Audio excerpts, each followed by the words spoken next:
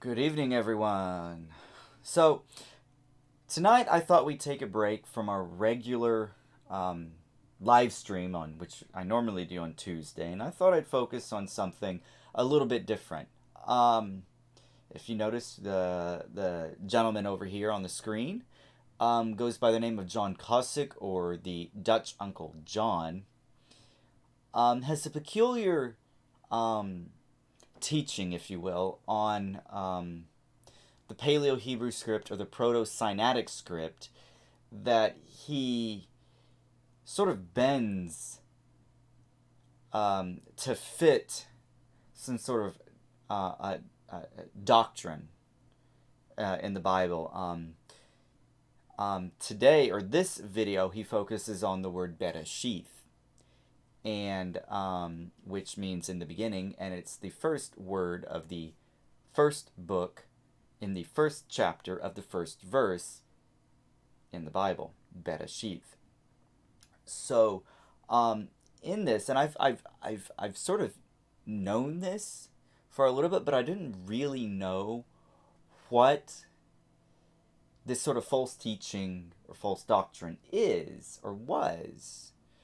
So after some research a little bit, I found out that it's um, breaking down a word and its letters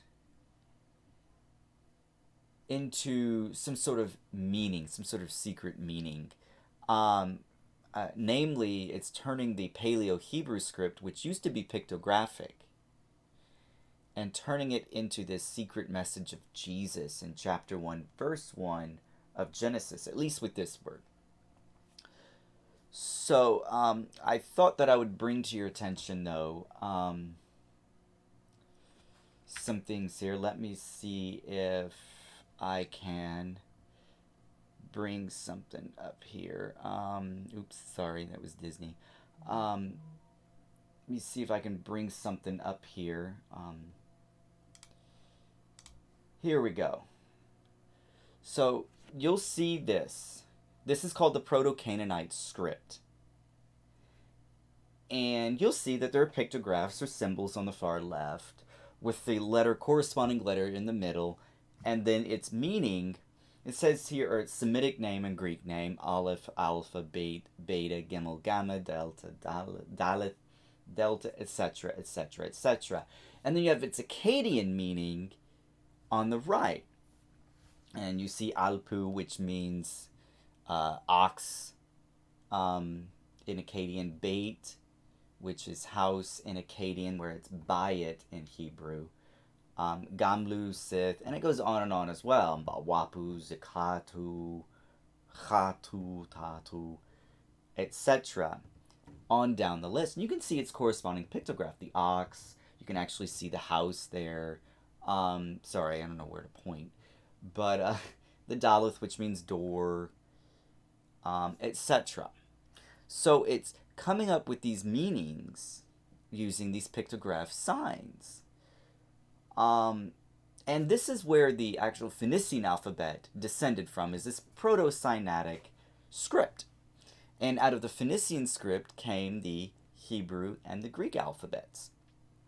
Now, that's essentially what it is. It's deriving, but now here's where the problem is where they're deriving these same pictograph meanings and applying them to the Aramaic or box script of the Hebrew alphabet that came later.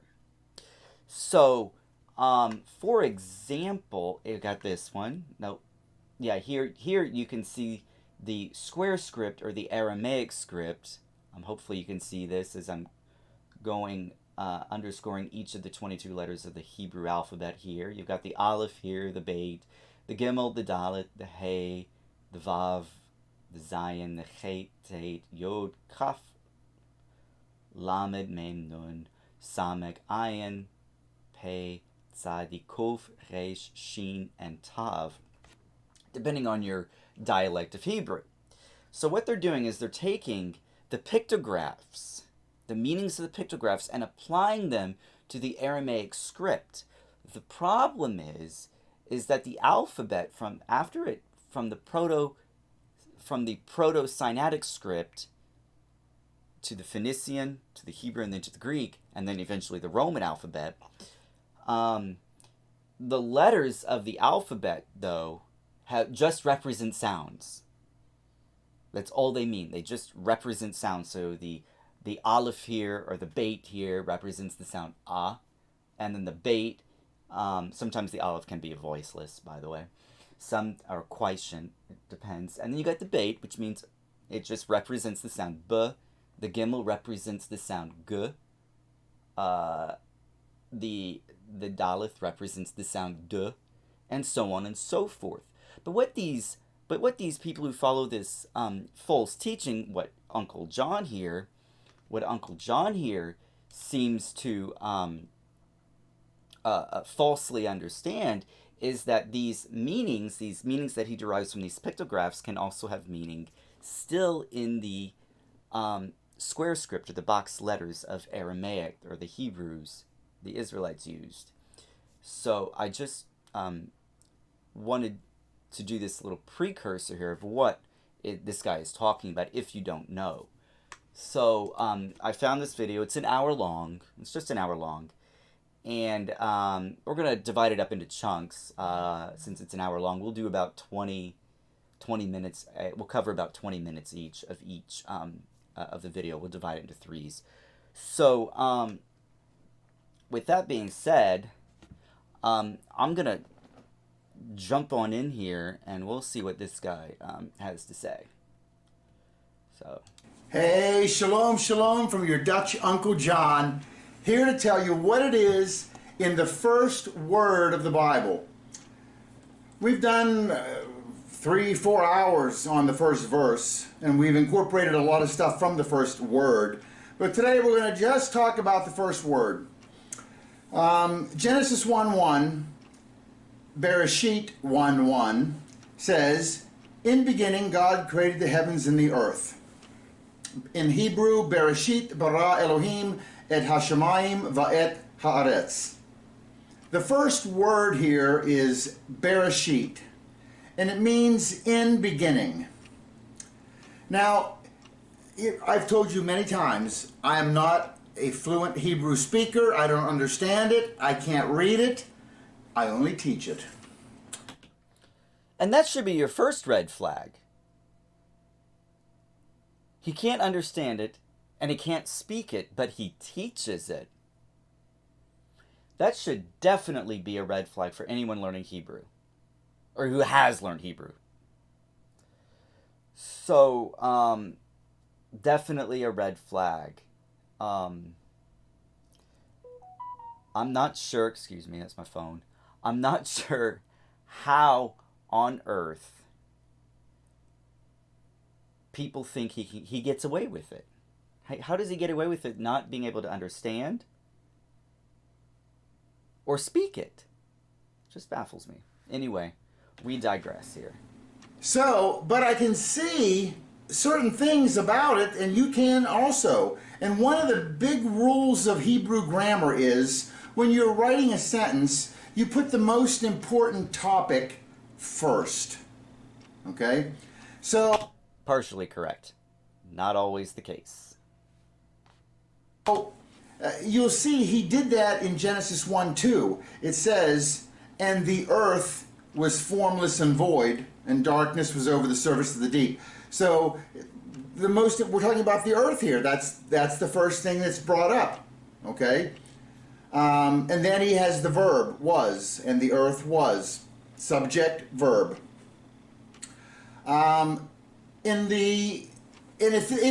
If he would have stuck with that construct, which is the most common, the first verse should have said, Elohim bara bereshit et hashamayim va'et haaretz. God created in the beginning the heavens and the earth. But he didn't do that.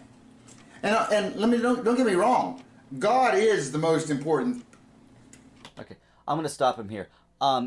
Hebrew, biblical Hebrew, ancient or classical Hebrew, has a VSO word order. It has a verb, subject, object word order. You see that throughout Genesis 1. You see that throughout the first chapter of Genesis here. We'll just stick to the first chapter of Genesis. You see that throughout the first chapter of Genesis. Vayomer Elohim. Bereshit bara Elohim. Vayomer Elohim. Vayavdel Elohim. Etc. You see that the God said, or God divided, or Yatsa Elohim. God created or fashioned. You'll see that in Genesis chapter 2, where God begins to create, where God creates humans from the dust of the ground. It's the verb yatzar. Actually, I take it back, it's asa. Asa. So you see, it's asa. So, sorry, I got my cross-mojoed my verbs there. But you see that the verb comes first, is my point. And then the subject. And then the object. Most of the time, a majority of the time, this is how the language works, whether it's non-narrative, whether it's a narrative or a non-narrative.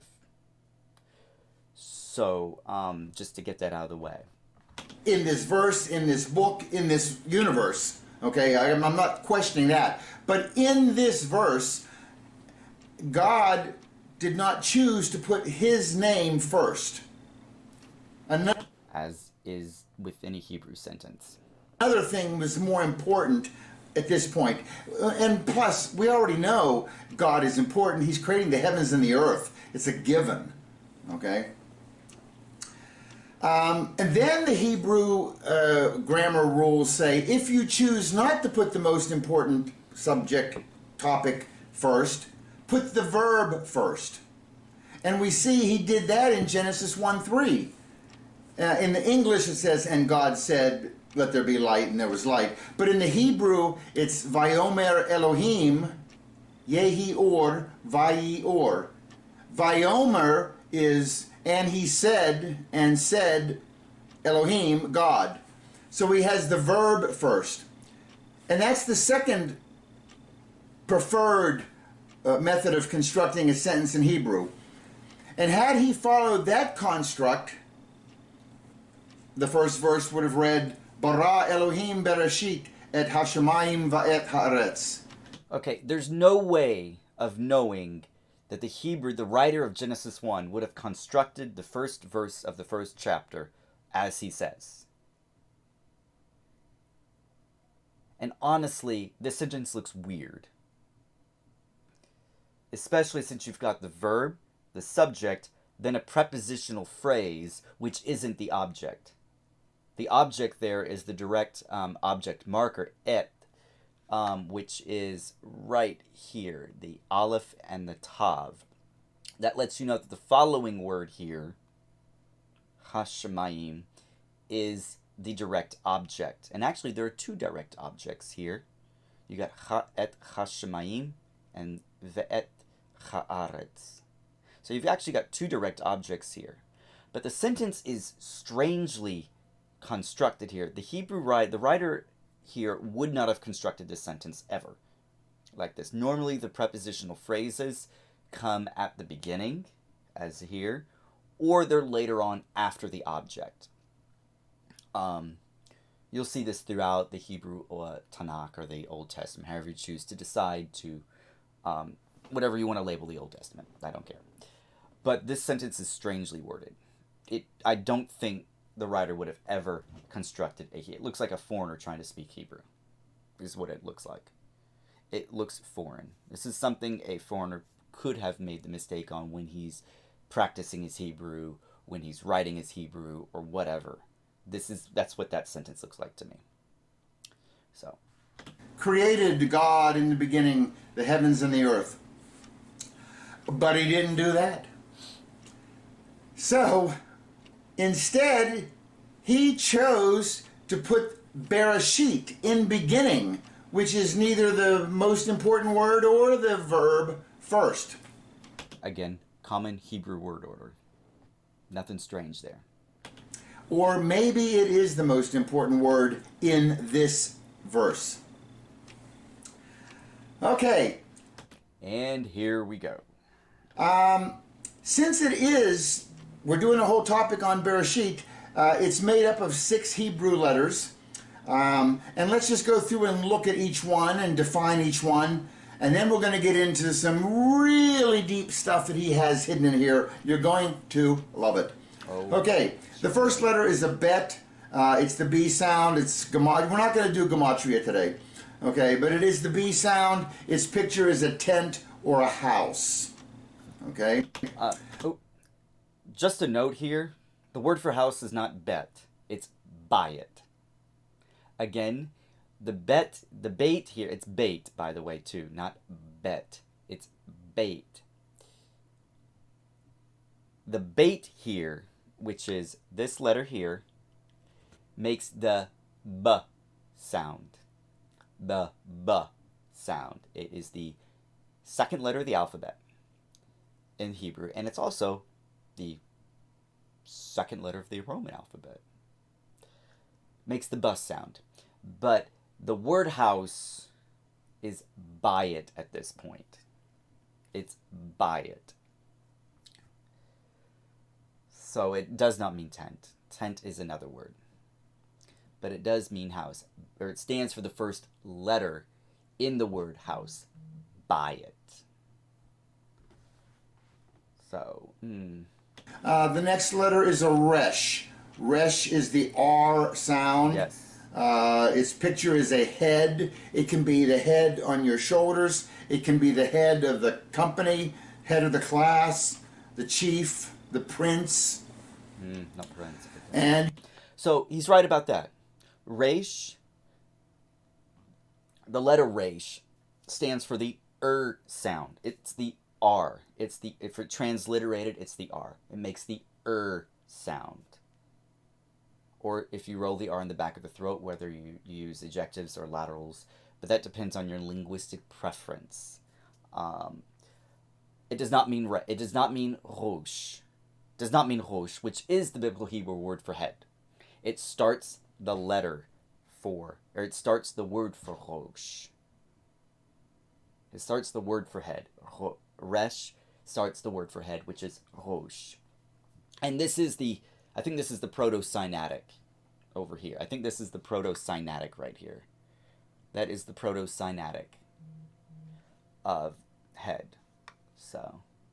And you can see ancient resh. If you turn the language, read it the other way, it becomes the letter R. The aleph, it's the A sound. It's the head of an ox. You can see its picture has got horns. Again, in proto-Sinaitic, it was an ox or a bull. And it did mean strength. Absolutely. But as time progressed, the alphabets became to represent sounds. It became parts of words. Words became parts of sentences.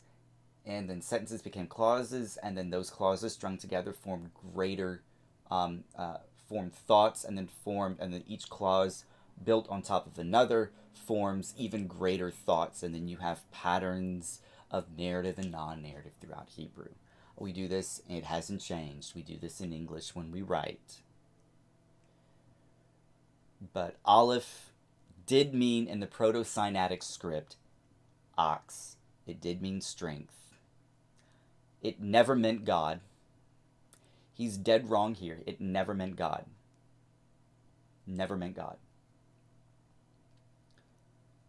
Never meant God. It represents strength. It's God's letter. It's first. The shin is the sh. Reading into the text. It's eisegesis 101 right here. Sound, or the s sound. Its picture is 2 teeth, and teeth represent destruction. You put food in your mouth, it gets destroyed. You can see if you flip the shin, ancient shin, how it looks S-like. The yod is the Y sound. Its picture is, you can see an elbow and a hand and a thumb sticking up, and the word yod is hand. It's the smallest Hebrew letter, and you can see if you turn the ancient yod, it becomes the letter Y. And the last one is the tav. The tav is the letter T. It represents a covenant. It's 2 crossed sticks. If we make a deal, you make your mark in the dirt, I make my mark in the dirt. We have crossed marks. We've made a covenant, the ultimate covenant being the cross. Okay. Now, he's gone through each of the 6 letters in its pictographic form. And he's absolutely right. Those are what the words represent. Those are what the letters meant in pictographic form in the Proto-Sinaitic script. Again, I have to say this. The pictographic scripts evolved into an alphabet, in which, or soon after which, these alphabets, the letters in the alphabets, began to represent sounds. That's all they are. Sounds. They do not have any.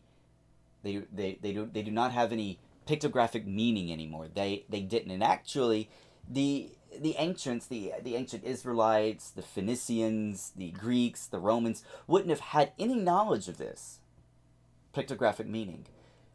Furthermore, I'd like to mention here, especially with the Tav here, when he said it means cross. No, it doesn't. No, it means covenant, yes.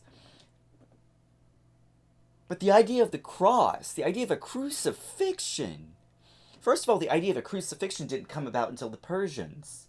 Furthermore, the idea of the cross on which Jesus hanged to die for the sins of the world didn't take place until the 1st century AD or CE. They would have no clue about this. They would have had no idea about this. So again, it's eisegesis here, and anyway, you can tell I'm getting worked up. We'll try and calm down. Where God says, I will come down and die for you, and if you believe this, I will forgive your sins if you accept my perfect sacrifice. So, in the New Testament, he says this. Thousands of years later, after the Proto-Sinaitic script, after the pictographic script. He says this in the New Testament, in the 1st century.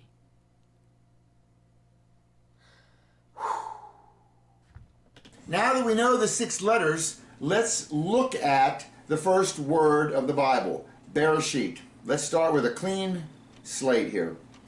The letter bet, if it's pulled out in front of a word, is and can be, not always, but can be a prefix. And in this case, it is a prefix. It's the prefix for the word in. Preposition. We call it an inseparable preposition. That means it's affixed to the beginning of a word, which means it becomes a prepositional phrase. But he's right here. The bait here is the preposition in. At least here it means in. It has a couple other meanings we won't get into. Okay. And that leaves the second part of the word, which actually then becomes the first full word of the Bible. It's the word Reshit. And Reshit, we see it early on here in Exodus 23:19. It says, the first of the first fruits of your land you shall bring into the house of the Lord your God. You shall not boil a young goat in its mother's milk. There's a non sequitur there at the end that does not really tie in with the rest of that verse, but he does tell us 3 times not to boil a young goat in its mother's milk. Here's one of the 3 times. But the point is, look at the first word in the Hebrew. It's Reshit. It's the first of the first fruits. Okay? The first, the beginning. And if you put a bet in front of it, it's in Reshit. In beginning. Bereshit. Okay? Very nice. And you can also break this word up if you look at it. Let's go to Genesis 41:35. This is Joseph has been collecting the food during this 7 years of plenty. And Joseph says, then have them collect all the food of these good years that are coming and store up the grain for food in the cities under Pharaoh's authority. and have them guard it. Pharaoh. Don't say Pharaoh. That word for grain is the word bar, bet resh. It's a kernel of grain, a kernel of corn, a kernel of whatever. And you'll notice in the word Bereshit, the first two letters, bet resh, spell bar. It's a picture of a kernel. Okay, well, why is that there? Again, he says it's a picture of a kernel. No, it means kernel. But more importantly, this word, bar, means son. Okay, bro? Bar means either son or field from the Aramaic. If we put this verb in context, the word means Latin. The word means either field or sun, and depending on context. And you don't see bar until you might see it sparingly in the Old Testament until you get to like the post-exilic the post-exilic prophets like Ezra and Nehemiah, Ezra and Daniel, where you see bar quite a lot because there are chunks of Aramaic in Ezra and Daniel. And then there's a sentence in Genesis, there's a sentence in Jeremiah where Aramaic is spoken. But the word for our purposes here, the word bar is an Aramaic borrowing. It's an Aramaic LW or loan word into the Hebrew that means either sun or field. And it has a cognate in Hebrew. So anyway. Well, it does make sense. In the beginning, right, in the spring, you plant the seeds, you plant your kernels, and okay, so that is something that does happen in the beginning. In the New Testament, the Brit Hadashah, in John chapter 12, verse 24, Jesus says, "Verily, verily, I say to you, unless a grain of wheat falls into the ground and dies, it remains alone. But if it dies, it produces much grain." So here... A side note before it goes on here. This was written in Greek. How is this going to... I'm curious how this is going to support his case if this is in Greek when we're focusing on the Hebrew. If I'm not mistaken, don't quote me on this because I don't have the dictionary, but I think grain here is sitos in the Greek. Don't quote me, but I think John 12:24 has the word sitos. Here we have that word Bereshit can be broken into bar, which is kernel, and then we're going to reuse the resh for reshit, and that connects these two words. The word kernel and the word first fruits are connected. They share a resh. He didn't even tie in John 12:24 into this. He just wanted to go into the New Testament. How? Was that a red herring? A non sequitur? What did I just witness? How does the word grain in Greek affect the word here? What is going on? In the word Bereshit. And what is Reshit? It's beginning, but it's also the first of the first fruits. No. Okay? So how do you get the first of the first fruits? You're not getting any fruits unless you plant a kernel at the beginning of the season. This is beyond eisegesis. We have to come up with a new word in order to define what he is now doing. So here he's alluding to we have a beginning and an end. We have the kernel that you plant, and we have the harvest, the reshit, the first fruits. No, that's not what he's doing. And that word bar, not only does it mean kernel, but in Psalm 2:12 it says, "Kiss the Son, lest he be angry and you perish in the way." There's the word bar, or is the word son. Okay, this is what I mean. Oh, shoot. Paused it at the wrong time. But, let me back it up here. Too far. Sorry, folks.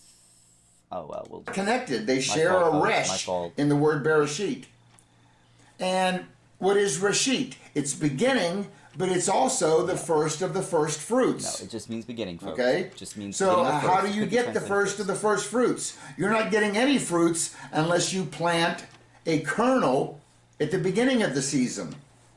So here he's alluding to we have a beginning and an end. We have the kernel that you plant, and we have the harvest, the reshit, the first fruits. No, reshit just means first or beginning. And There are two that different words word for harvest and bar, fruits. not only does it mean kernel, Re is fruit, but by in the way. Psalm 2:12 it says, "Kiss the Son, lest he be angry and you perish in the way." There's the word bar, it is the word son. Now, a lot of Jews, we've talked about this before again and again, say that bar is Aramaic, it's not Hebrew. I'm not here, to argue that point. God has it here as son, and he has it 3 more times in Proverbs 31:2. What my son, and what bar of my womb, and what bar of my vows. 3 times in one verse. If God uses it as son, I'm using it as son. So there. So we have... Interesting side note before he moves on. The Hebrew word for son is bane, not bar. I don't care if he uses bane or bar. I don't care if that particular psalm uses bar or bane. But let's go on. Bar, reshit. Oh, Son is bar. And when Jesus said, unless a grain of wheat falls into the ground and dies, he's talking about himself. Okay? He's the bread of life. He's that grain of wheat that's going to go into the ground. And because of his death, burial, and resurrection, there's going to be a lot of first fruits, a lot of new believers in the God of Israel. Okay? So here you can also, it alludes to bar, the son, and the first fruits. And in 1 Corinthians 15, starting in verse 20, it says, but Christ, and remember Christ is the Greek. Again, why use the New Testament here when it's written in Greek? How does this support your argument if the focus is on the Hebrew? He's absolutely right, though. Christos is the Greek word for Christ, or the Hebrew word, which would be Mashiach. Word for Messiah, but Messiah has indeed been raised from the dead, the first fruits of those who have fallen asleep. For since death came through a man, the resurrection of the dead comes also through a man. For as in Adam all die, so in Messiah all will be made alive. Okay, so what's going on here in 1 Corinthians in the Greek is that the first fruits is referring to Christ. Christ is the first fruits, and he absolutely is. He is the first fruits. I'm not arguing against that. That is the context of the verse here. Christ is the first fruits of those who have fallen asleep. But I fail to understand what this has to do with the first word, when the first word just means in the beginning. He seems to be making some sort of false connection here. I'm sure you guys have picked this up already too. He seems to be making some sort of false connection with the word reshith and first fruits in the Greek, when there's no connection other than there's just no connection between first fruits. He should be going after the word protos, which is the Greek word for first, and reshith, which is the Hebrew word, for first or beginning. Now the Greeks had a different word for beginning. It was arche. In John 1:1, you see en arche. Even in the Greek Septuagint, in Genesis 1:1, you see en arche, which means in the beginning. Or, depending on your translation of Genesis 1:1, it's when God began to create in the Greek and Hebrew. Now, it just depends on your translation. If you want to know the translation that does that, it's the JPS that translates it that way, when God began to create. Most of our English translations, though, say in the beginning. So, this is crazy.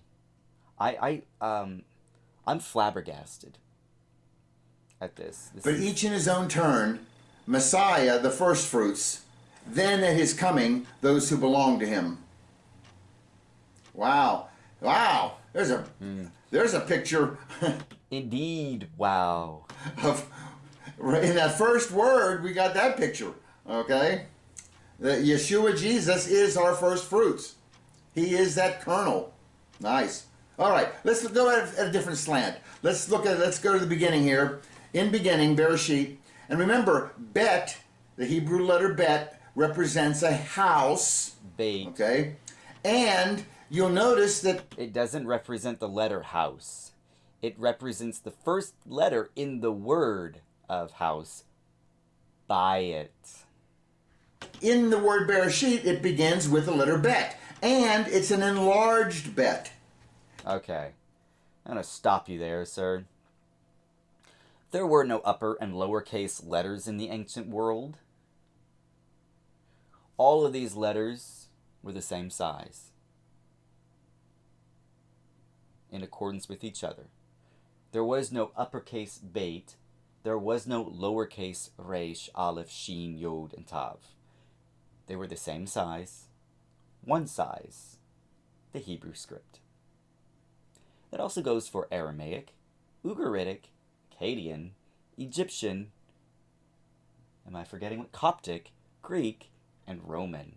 Or, sorry, Latin. I'm getting ahead of myself. Moving on. And the Hebrew word bet is spelled bet yod tav. Mm-hmm. Well, I have a That's how you spell the pronunciation of the letter. bet, a yod, and a tav in the word Bereshit. So the word house is there. No, it's not, bro. No, it's not.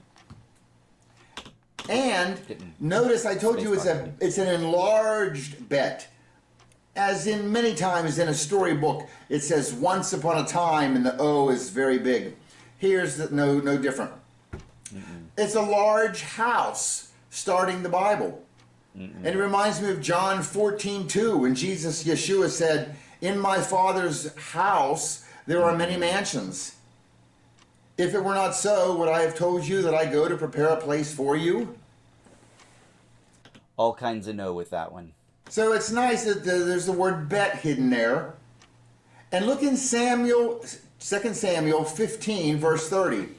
It says, "And David was going up the ascent of the Mount of Olives, weeping as he went, and his head was covered, and he was walking barefoot." That's what you normally do when someone dies. Sackcloth and ashes. You cover your head. This wasn't just found in 2 Samuel 15. This was an ancient Near Eastern custom. Sackcloth and ashes.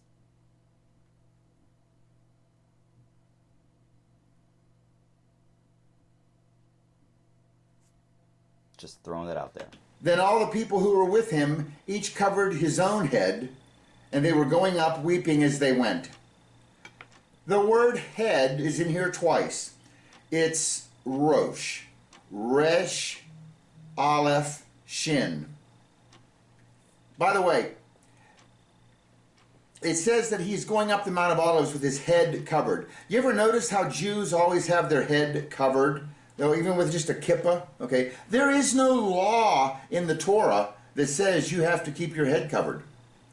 That's just become a tradition because of this verse right here. Our father, our King David, he went up the Mount of Olives with his head covered when he was in mourning, and we will emulate him. And that tradition has become so tradition that it's become a law into itself. That is more important than actually laws in the Torah. Keep your head covered. No. Which is not even a law. No, it's not, bro. That's the problem. The Jews have created their own law. Eisegesis, pure and simple here. From their traditions. Anyway, I digress. The word rosh is head. Okay? Yes. And the letter resh is head. And you'll notice in the word Bereshit, the second, third, and fourth letters spell head. Nice. Reading way too much in this. And around head is the house. So you have the head in the house. Hidden in the word Bereshit. It's Okay, I'm going to explain something else about the Hebrew language. The Hebrew language, modern or biblical, it doesn't matter, modern or classical, ancient Hebrew, whatever, is like other Semitic languages, is based off of 3 root letters. 3. 1, 2, 3. Uno, dos, tres. And words come out of those. So the root word here, reish, or should be rosh, or rosh, depending on if you do them, means head or beginning. Okay, so reshit or reshith derives from the word rosh, which means head. That's it. 3 letters. Resh, Aleph, Shin. Uno, dos, tres. And then the Yod and Tav came to form the word beginning. That's it. There's the head, the word head, yes, it's in there. It's probably the one thing I'll give him on this. It's in there. Head. Rosh. But other than that, Bereshit.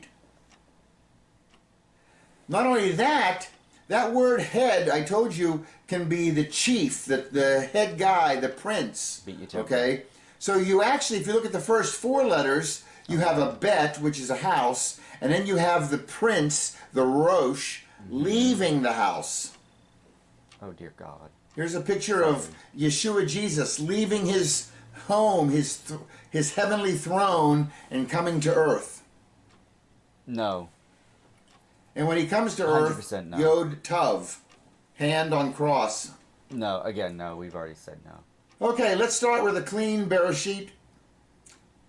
We've said the first 2 letters, Bet Resh. See what I mean? You can do this and come up with any theology you want. Any theology. You can make these letters anything. Anything.